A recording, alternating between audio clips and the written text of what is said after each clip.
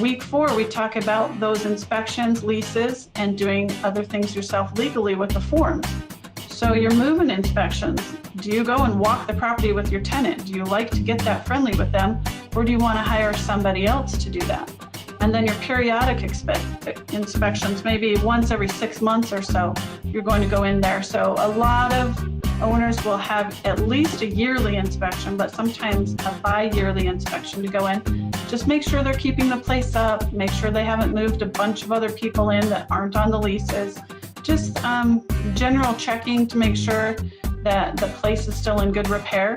And one nice way to be able to get in there very easily is to plan that every 6 months you're going to check the furnace filter, a water softener if you have it, check the batteries and the smoke detectors, replace the batteries at least once a year because that's something tenants don't tend to do a lot.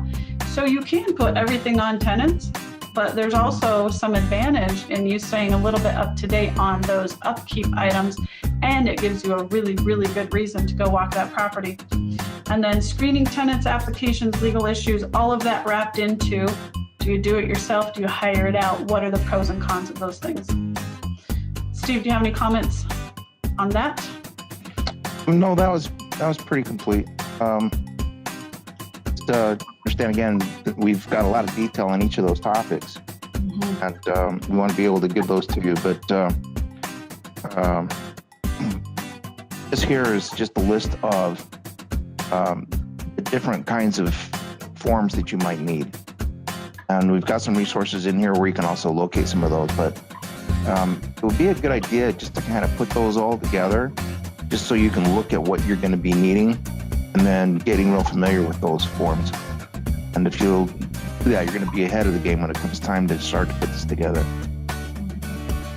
Very good. Again, this is not a completely exhaustive list, but it's a very good chunk of forms to get comfortable with and own if you're going to be a landlord.